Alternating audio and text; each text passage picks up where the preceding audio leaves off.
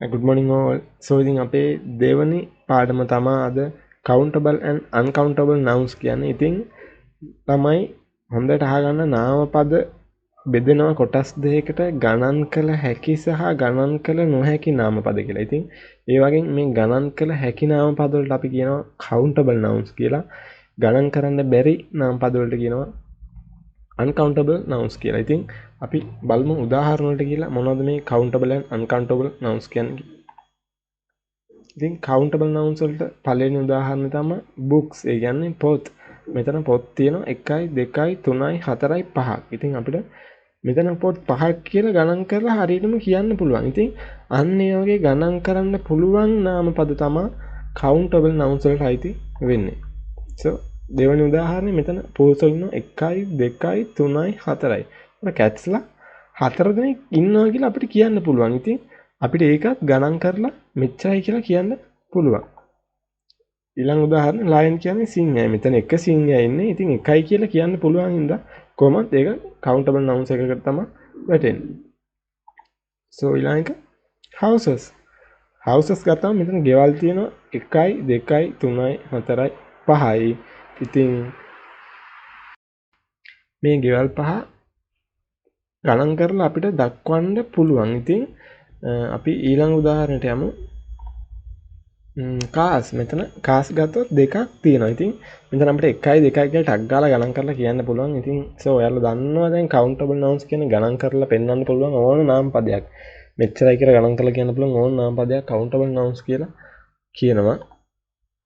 අපි දැන් බලමු uncountable nouns කියන්නේ මොනවද කියලා. ඉතින් uncountable කියද්දි ඔයාලට un කියද්දිම uncount කියද්දිම හිතෙනවා ගණන් කරන්න බෑ කියලා. ඉතින් අපි බලමු ඒවට උදාහරණ මොනවද කියලා. ඉතින් අපි මේ පින්තූරේ තියෙන water වතුර ගත්තොත් අපිට මේ වතුර ටික ගණන් කරන්න පුළුවන්ද? ඇත්තටම ගණන් කරන්න බෑ.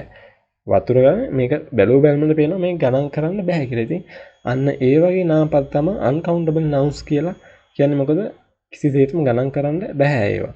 So ඊළඟ උදාහරණයට යන්න. wood කියන්නේ ලී. එතකොට මෙතන ලී තියෙනවා ගොඩක්. ඉතින් අපි මේ ලී කොට ගත්තොත් අපිට මේක ගණන් කරලා ඉවර කරන්න බෑ. මේක එක ලීයක් වුණත් ආයෙ තව කෑලි කෑලි වලට කඩන්න පුළුවන්. ඉතින් එතකොට ලී ගණන් කරලා මෙච්චරයි කියලා කියන්න බැරි වෙනවා. So ඊළඟ එක්සැම්පල් එක අපි ගිහලා බලමු මොකක්ද කියලා. සුගර් කියන්නේ සීනියට. බලන්න මෙතන සීනි කොච්චරක් තියනවද මේක ගණන් කරන්න පුළුවන්ද කියලා. ඉතින් ගණන් කරන්න පුළුවන් මේක ගණන් කරන්නත් වඩා දවස් 10ක් විතරයි. ඒත් හරියටම නම් කොච්චරක් තියෙද කියලා ගණන් ගන්න බැරි වෙයි. ඉතින් හොඳට ඔලුවට ගන්න අන්න ඒ වගේ දේවල් තමයි uncountable noun කියන්නේ. මම හිතන්නේ හොඳට දැන් ඔයාලට මේවා ගැන තේරෙනවා ඇති. ඊට පස්සේ ඔයිල් ගත්තාම මෙතන මේ කප් එකේ ඔයිල් තෙල් තියෙනවා. ඒකත් තෙල් කොච්චරක් තියෙනවද කියලා අපිට ගණන් කරන්න බෑ. ඔයාලට බැලුවමට පේනවා මෙච්චරයි කියලා ගණන් කරන්න බෑ. ඉතින් ඒ හින්දා ඒ වගේ දේවල් uncountable nouns කියලා තමයි කියන්නේ. ඔය ඉතින් ඊළඟ rice කියන්නේ බත්. එතකොට මෙතනත් අර sugar වගේම තමයි. ඉතින් මෙතන කොච්චර මේ බත් තියෙද කියලා අපිට ගණන් ගන්න බෑ. ඉතින් ආන් ඒ වගේ දැන් ඔයාලට තේරෙනවා countable කියන්නේ මෙච්චරයි කියලා ගණන් කරලා දක්වන්න පුළුවන් ඒවා සහ uncountable කියන්නේ මෙච්චරයි කියලා ගණන් කරලා කියන්න බැරි නම් පද වලට කියලා මම හිතනවා පාඩම වලට හොඳට තේරෙන්න ඇති කියලා. So ඉතින් අපේ ඒ countable uncountable nouns පාඩම එතනින් ඉවරයි. එතනින් එහාට ඒකේ දෙයක් නැහැ. මම හිතනවා ඔයාලට හොඳට තේරෙනවා කියලා.